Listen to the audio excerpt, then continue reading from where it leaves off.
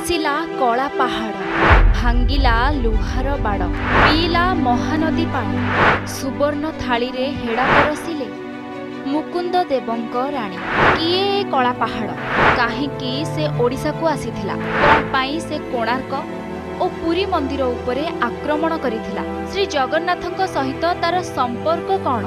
କାହିଁକି କଳା ପାହାଡ଼ ପାଇଁ ଶ୍ରୀ ଜଗନ୍ନାଥଙ୍କୁ ଲୁଚାଇବାକୁ ପଡ଼ିଥିଲା? ତେବେ ଆସନ୍ତୁ ଜାଣିବା କଳା ପାହାଡ଼ ଉପରେ ଥିବା ଏହି କାହାଣୀ ଉପରେ। କଳା ପାହାଡ଼ ସେ ଜଣେ ବଙ୍ଗୀୟ ବ୍ରାହ୍ମଣ ଥିଲେ, ଯାହାଙ୍କ ପ୍ରକୃତ ନାମ କଳାଚନ୍ଦ ରୟ ଥିଲା। କଳା ପାହାଡ଼ ବଙ୍ଗ ସୁଲତାନ ସୁଲେମାନ ରାନୀଙ୍କର ସିପାହୀ ମୁଖ୍ୟ ଥିଲେ। କଳା ପାହାଡ଼ ଏକ ବୀର ଯୋଦ୍ଧା ଥିଲେ, ଅଦମ୍ୟ ସାହସ ଏବଂ ଶକ୍ତିର ଅଧିକାରୀ ମଧ୍ୟ ଥିଲେ। କଳା ପାହାଡ଼ଙ୍କ ବୀରତ୍ୱ ଓ ସାହସ ଦେଖି ତାଙ୍କ ଉପରେ ଆକୃଷ୍ଟ ହୋଇଯାଇଥିଲେ ସୁଲେମାନ କରାନୀଙ୍କ ପୁତ୍ରୀ ଦୁଲାରୀ। କଳା ପାହାଡ଼ ମଧ୍ୟ ଦୁଲାରୀଙ୍କୁ ଭଲ ପାଇ ବସିଲେ ଏବଂ ବିବାହ କରିବାକୁ ମଧ୍ୟ ଚାହିଁଲେ। ଯେହେତୁ ଦୁଲାରୀ ଇସଲାମ ଧର୍ମର ଥିଲେ, ତେଣୁ କଳା ପାହାଡ଼ଙ୍କୁ ତାଙ୍କ ଧର୍ମ ପରିବର୍ତ୍ତନ କରି ଇସଲାମ ଧର୍ମରେ ଧର୍ମାନ୍ତରୀକରଣ ହେବା ପାଇଁ କୁହାଗଲା। ଧର୍ମ ପରିବର୍ତ୍ତନ କଲେ ହିଁ ସେ ଦୁଲାରୀଙ୍କୁ ବିବାହ କରିପାରିବେ ବୋଲି ଧର୍ମବିତ୍ମାନେ ତାଙ୍କୁ କହିଲେ। ତାପରେ କଳା ପାହାଡ଼ ନିଜର ଧର୍ମ ପରିବର୍ତ୍ତନ କରି ଦୁଲାରୀଙ୍କୁ ବିବାହ କଲେ। କିନ୍ତୁ ଦୁଲାରୀଙ୍କ ସହ ବିବାହ ପୂର୍ବରୁ କଳା ପାହାଡ଼ଙ୍କର 2 ଜଣ ହିନ୍ଦୁ ପତ୍ନୀ ଥିଲେ। ଦୁଲାରୀଙ୍କ ସହ ବିବାହର କିଛି ଦିନ ପରେ କଳା ପାହାଡ଼ ତାଙ୍କ ପୂର୍ବ ପତ୍ନୀମାନଙ୍କ ପାଖକୁ ଫେରିବାକୁ ଚାହିଁଲେ। ତାଙ୍କର 2 ପତ୍ନୀ ମଧ୍ୟ ତାଙ୍କୁ ସ୍ୱୀକାର କରିବାକୁ ରାଜି ହୋଇଯାଇଥିଲେ, କିନ୍ତୁ ତାଙ୍କ ମା ଆଉ ସମାଜ ତାଙ୍କୁ ଗ୍ରହଣ କରିବାକୁ ରାଜି ହୋଇନଥିଲେ। ଅନେକ ବାଦ ବିବାଦ ପରେ ଏକ ନିଷ୍ପତ୍ତି ନିଆଯାଇଥିଲା। କଳା ପାହାଡ଼ ନିଜର ଧର୍ମ ପରିବର୍ତ୍ତନ କରିବା ପାଇଁ ପୁରୀର ମୁକ୍ତି ମଣ୍ଡପକୁ ଯିବାକୁ ଧର୍ମବିତ୍ମାନେ କହିଲେ। ଏହି ନିଷ୍ପତ୍ତି ପରେ କଳା ପାହାଡ଼ ପୁରୀ ଅଭିମୁଖେ ବାହାରିଥିଲେ। ସେଠାରେ ପହଞ୍ଚିବା ପରେ ସେଠାରେ କେହି ମଧ୍ୟ ତାଙ୍କୁ ଗ୍ରହଣ କରିନଥିଲେ, ଖୁବ୍ ତିରସ୍କାର କରିଥିଲେ। କଳା ପାହାଡ଼ ହତାଶ ହୋଇଗଲେ। ଶ୍ରୀ ଜଗନ୍ନାଥଙ୍କ ପାଖରେ ସେ ଅନେକ ପ୍ରାର୍ଥନା କଲେ, କିନ୍ତୁ କିଛି ସୁଫଳ ମିଳିନଥିଲା। ସେ ରାଗିଯାଇ ପୁଣି ନିଜର ମୁସଲମାନ ଶୈଳୀକୁ ଫେରିଆସିଲେ। ମୁସଲମାନ ଧର୍ମ ଗ୍ରହଣ କରି ନିଜ ସ୍ତ୍ରୀ ସହିତ ରହିବାକୁ ଲାଗିଲେ। ଏହାପରେ କଳା ପାହାଡ଼ ଧୀରେ ଧୀରେ ହିନ୍ଦୁ ଧର୍ମକୁ ଘୃଣା କରିବାକୁ ଲାଗିଲେ ଏବଂ ନିଜ କ୍ରୋଧକୁ ଆକ୍ରମଣ ଓ ଧ୍ୱଂସ ମାଧ୍ୟମରେ ଦେଖାଇବାକୁ ମଧ୍ୟ ଲାଗିଲେ। ସେତେବେଳେ ଓଡ଼ିଶାର ଶେଷ ହିନ୍ଦୁ ରାଜା ମୁକୁନ୍ଦ ଦେବଙ୍କର ଶାସନ ଚାଲିଥାଏ। ଅନେକ ରାଜ୍ୟ ଜୟ କରିସାରିବା ପରେ ମୁକୁନ୍ଦ ଦେବ ଲାଗି ପଡ଼ିଥାନ୍ତି ଅନେକ ଜନହିତକର କାର୍ଯ୍ୟରେ। ସେତେବେଳେ ଦିଲ୍ଲୀ ସିଂହାସନରେ ଥାନ୍ତି ମୋଗଲ ସମ୍ରାଟ ଆକବର, ସୁଲତାନ ଥାନ୍ତି ସୁଲେମାନ କରାନୀ। ଆକବର ଚାହୁଁଥିଲେ ରାଜା ମୁକୁନ୍ଦ ଦେବଙ୍କ ସହିତ ବନ୍ଧୁତା ବଢ଼ାଇବା ପାଇଁ। ଆକବରଙ୍କର ନଜର ଥାଏ ବଙ୍ଗଳା ଉପରେ। ତାପରେ ଆକବର ଏବଂ ମୁକୁନ୍ଦ ଦେବଙ୍କ ମଧ୍ୟରେ ବନ୍ଧୁତା ସ୍ଥାପନ ହୁଏ। କିନ୍ତୁ ସୁଲେମାନ କରାନୀ ବୁଝିପାରିଥିଲେ ଆକବରଙ୍କର ଉଦ୍ଦେଶ୍ୟ।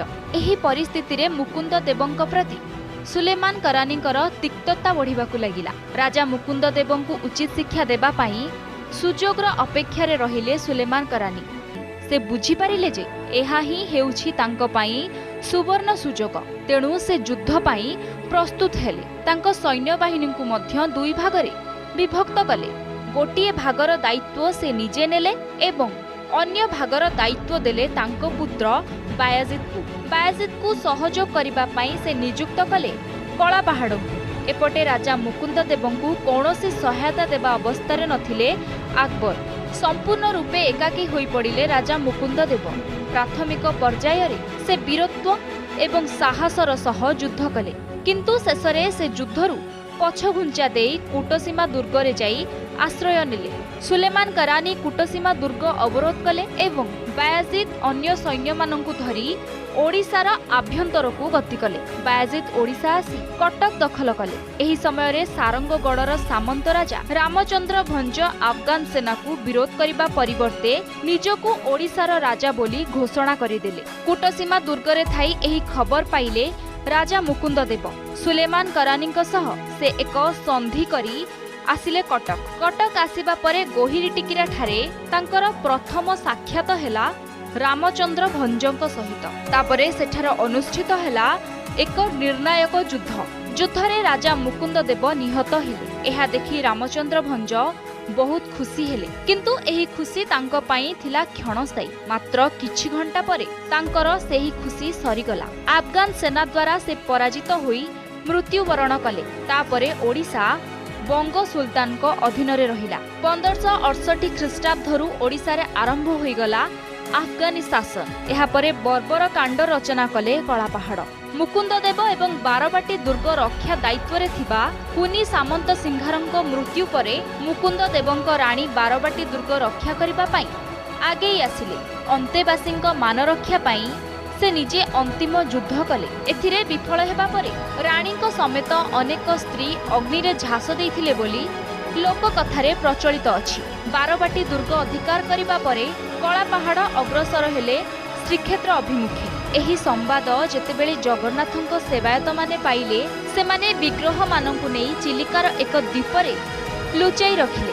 एही खबर मध्य कलापाहाड़ गुप्तचर मानंक सहायतारे पाइगला। खबर पाइबा परे कलापाहाड़ सेही द्वीपकु जाई श्री विग्रहंकु हाथी पिठिरे चर्म दौड़ी रे बांधी नेईगला बंगकु। गंगा नदी कूलरे सेही मूर्तिंकु अग्नि संजोग करी दाह करिबाकु चेष्टा कला। किंतु श्री विग्रहंकर चमत्कार रे अनेक दिन परे मध्य खूब कम क्षति देखिबाकु मिलिथिला एही दारुदियंक ठारे। दिन परे दिन बीतीगला। अनेक दिन अपेक्षा करी बसी थाए कलापाहाड़ कि केतेबेले एही विग्रह संपूर्ण भावे जली पड़ी पाउंस होई जिबे। सेही समय रे बिसर महांती नामक जणे वैष्णव सेठारे अधापोड़ा मूर्तिरु ब्रह्म संग्रह करी मृदंग भितरे पुराई नेई आसंती पुरी। तापरे एक स्वतंत्र नवकलेबर आयोजित हुए एवं सेही ब्रह्म स्थापन करी पुणी थरे दारुदिय तैयारी करा जाए। एही साहसिकता पाई बिसर महांती ओडिया जाति पाई चिर स्मरणीय होई रहिछंती।